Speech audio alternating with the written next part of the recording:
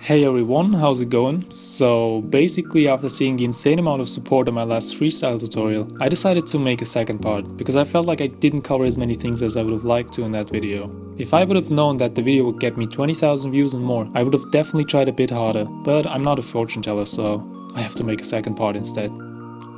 This video will not include training or practice advice. If you want to know more about that topic, I highly suggest you go and watch my previous tutorial first. In this one, we will be talking more about execution and the different techniques.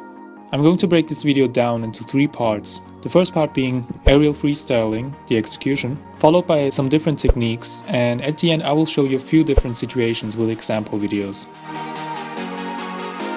So, implying you know how to move in the air, the first thing I will be talking about is when you can go for freestyle shots.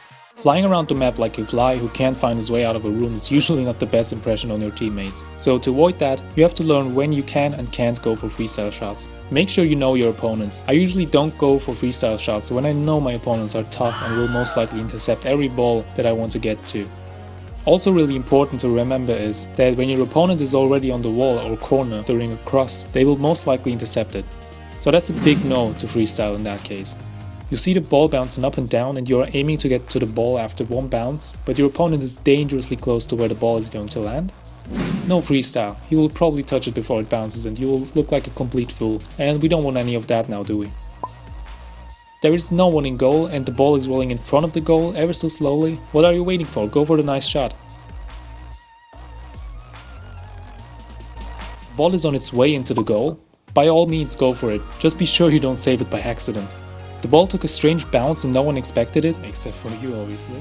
Go for it, because the opponents probably won't make it in time to intercept the ball. Now that we talked about that, it's important you know a little bit about the mechanics too. For example, boosting. It is one of the most important factors when freestyling. Know when you have to boost and when you have to let go of your boost. You mainly want to use your boost to stay at your preferred height. In the usual situation, you don't ever have to boost downwards, so avoid doing that as much as you can. While rotating your car, only hit boost when your rear end is facing downwards-ish. Sometimes you're gonna have to increase your speed. For that, simply change your boosting times. That means use boost a lot more facing the direction you're going at. I personally avoid flying at supersonic speed as much as I can, because you lose precious time for adjustments. The way you rotate your car is also really important. Doing asymmetrical rotations mean that you have less time to boost while aiming at your destination. Doing rotations like these make more sense in case you have little boost.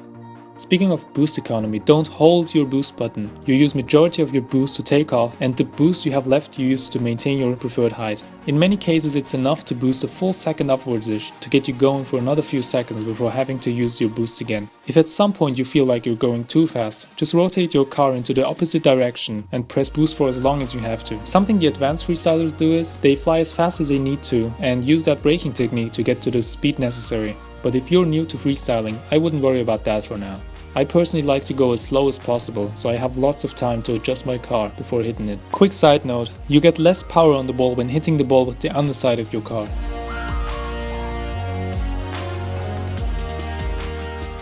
Let's move on to a few techniques. Something I have to add here is that freestyling, like the name suggests, doesn't force you to stick to any technique. Do as many twists, rotations or turns as you want to. It's all up to you, and I personally think that the more different things you do, the better it is. My tip, try to combine as many techniques as you can to get the most swag bonus. So the first technique is the Kochs Twist, as many call it. That's in usually at least 70% of my freestyle goals. I personally call this one the foundation, because this is usually the first thing you do in the air. Later you add different moves to it. What you do here is you take off and pull your left stick down to about 7 o'clock or 5 o'clock. Use your boost whenever you face upwards and to the direction you're heading at.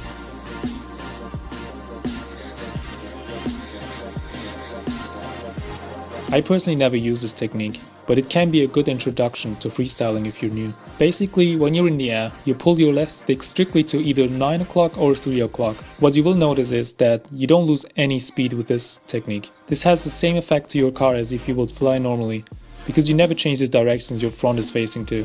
The front of your car always faces to the exact same spot, so you can boost whenever you want basically.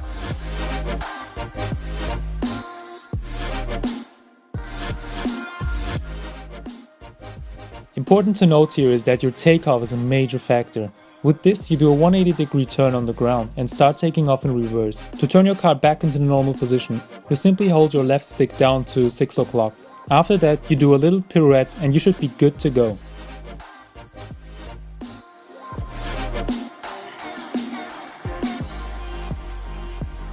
Now to the 360. This one's really similar to the previous one, but instead of doing a 180 degree, you obviously do the full circle. This technique provides no benefit whatsoever other than to look cool. You hold power slide for the entirety of this technique and drift about 110 degrees while pressing accelerate. After you do that, you press reverse and change directions. Repeat the same process, but this time go from reverse to accelerate. Practice this in free play until you can drift a whole circle keeping a straight line. After you do the drift, you take off and immediately start your rotation.